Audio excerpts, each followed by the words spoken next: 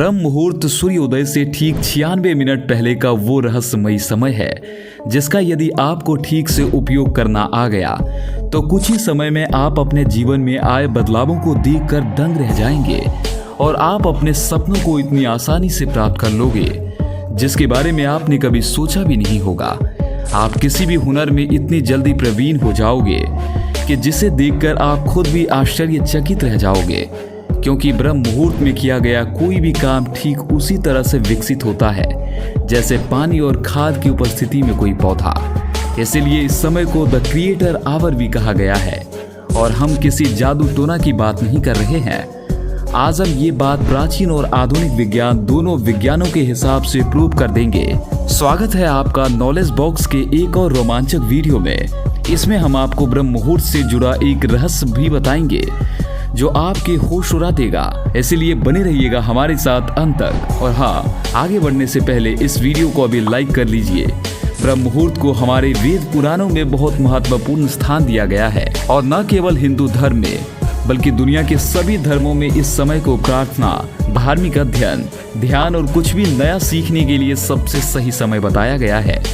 अब हम आपको बताएंगे कि इस समय के दौरान पूरे ब्रह्मांड में ऐसा क्या होता है जो ब्रह्म मुहूर्त को इतना शक्तिशाली बनाता है। सबसे पहले है लॉ ऑफ अट्रैक्शन, यानी कि जैसा आप सोचोगे उसके बदले में ये ब्रह्मांड आपको वैसा ही देगा। अब आप सोचेंगे कि सोचता तो मैं दिन भर हूँ, लेकिन इसका ब्रह्म मुहूर्त से क्या मतलब है? तो आप ऐसा सोचिए कि ये ब्रह्मांड एक मोबाइल टावर है और हम सबके दिमाग मोबाइल फोन। अब दिन के समय जब सभी लोग जागे हुए होते हैं उस समय सभी लोगों के दिमाग यूनिवर्स में कोई ना कोई सिग्नल भेजते रहते हैं। सिग्नल से हमारा मतलब है विचार। आप उस समय अपने विचार ब्रह्मांड में भेजोगे तो उसे वास्तविक जीवन में मैनिफेस्ट होने में बहुत समय लगेगा। लेकिन सुबह ब्रह्म मुहूर्त के दौरान जब सभी लोग सोए हुए होते हैं तब यूनिवर्स की फ्रीक्वेंसी लेवल बहुत कम होता है और उस समय सोचे गए किसी भी विचार के वास्तविक जीवन में मैनिफेस्ट होने के अवसर बहुत ज्यादा बढ़ जाते हैं। आप खुद ही सोचिए, यदि आपको किसी एक जगह से दूसरी जगह दिन में ट्रैफिक के दौरान जाना हो या फिर अचानक सुबह 4 बजे के दौरान जाना हो तो किस समय आप अपनी मंजिल पर जल्दी पहुंचेंगे? सीधी सी बात है, सुबह के समय। ठीक उसी तरह ब्रह्म मुहूर्त के दौरान यूनिवर्स में विचारों का ट्रैफिक बहुत कम होता है और इस समय सोचे गए किसी भी विचार का हमारे वास्तविक जीवन में मैनिफेस्ट होने के मौके बहुत ज़्यादा होते हैं। इसीलिए लगभग विश्व के सभी धर्मों में सुबह की प्रार्थनाओं को बहुत ही महत्वपूर्ण बताया गया है ताकि हमारी दुआएं कबूल हो सके। हम ये भी जानते हैं कि सभी लोगों को देर रात तक जागना बहुत ही पसंद है, इसीलिए हम आपको सुबह 3 बजे उठने के लिए नहीं बोल रहे हैं। ये डिपेंड करता है कि आप किस शहर में रहते हैं। आप जिस शहर में भी रहते हैं उस शहर में सूर्योदय के समय से 48 मिनट पहले का समय आपके लिए ब्रह्म मुहूर्त होगा और आपको उसी समय में जागे रहना है। और यदि आप चाहें तो आप उस समय के निकलने के बाद थोड़ी देर वापस सो भी सकते हैं, लेकिन इन 48 मिनटों में आपको वो काम करना है जो आपके लिए सबसे ज़्यादा महत्वपूर्ण है और कुछ ही समय में आप अपनी आंखों के सामने अपने जीवन को बदलते हुए देखोगे। दूसरा है कॉस्मिक एनर्जी, यानी कि विश्व शक्ति। क्या आप जानते हैं कि हमारे शास्त्रों के अनुसार हमारी रातों को 4 कालों में बांटा गया है? मान लीजिए कि यदि हमारे शहर में सूरज शाम को 6 बजे अस्त होता है तो शाम को 6 बजे से लेकर 9 बजे तक का समय रुद्र काल होगा और इस समय के दौरान हमें कभी भी सोना नहीं चाहिए। 9 से 12 राक्षस काल होता है। इस समय के दौरान हमें कभी भी जागे हुए रहना नहीं चाहिए।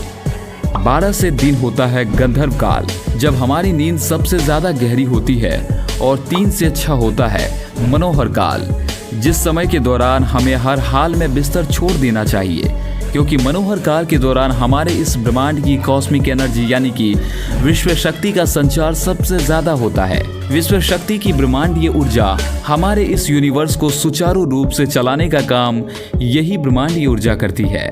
जब हम सोए होते हैं उस समय हमारे शरीर में बहुत ही कम कॉस्मिक एनर्जी का प्रवेश होता है ताकि अगले दिन हम तरोताज़ा उठकर अपने दिन भर के काम को कर सके। लेकिन ध्यान के दौरान हमारा यह ब्रह्मांड हमें बहुत अधिक मात्रा में ब्रह्मांडीय ऊर्जा देता है। आप खुद ही सोचिए कि इस मनोहर काल के दौरान तो पहले से ही हमारे ब्रह्मांड में इतनी ज्यादा कॉस्मिक एनर्जी होती है और उस दौरान किया गया ध्यान इतना शक्तिशाली होता है कि आपको कुछ दिनों के अंदर ही आध्यात्मिक अनुभव होने लगेंगे। आपकी कॉस्मिक एनर्जी का लेवल इतना ज्यादा बढ़ जाएगा कि आप अपनी बुद्धि और एकाग्रता में इसका असर देखने लगेंगे। आपने अवचेतन मन की शक्तियों के बारे में तो पता ही होगा। यही विश्व शक्ति हमारे अवचेतन मन को इतना शक्तिशाली बना देती है और इसीलिए ज्यादा से ज्यादा कॉस्मिक एनर्जी पाने के लिए साधु और योगी लोग ब्रह्म मुहूर्त में उठकर ध्यान करते हैं। हमारे कहने का तात्पर्य बस इतना ही है कि ब्रह्म मुहूर्त के दौरान हमारे ब्रह्मांड में कॉस्मिक एनर्जी बहुत ज्यादा होती है और उस समय के दौरान पूरे एकाग्रचित के साथ किया गया कोई भी काम, चाहे वो पढ़ाई हो या ध्यान हो या कुछ और भी हो, उस काम के रिजल्ट आपको एक्स्ट्रा ऑर्डिनरी ही मिलेंगे। अगर आपको हमारे इस वीडियो से कुछ नया सीखने को मिला तो इससे लाइक करें और इस चैनल को सब्सक्राइब करना मत भूलना। फिर मिलते हैं एक और नई वीडियो में।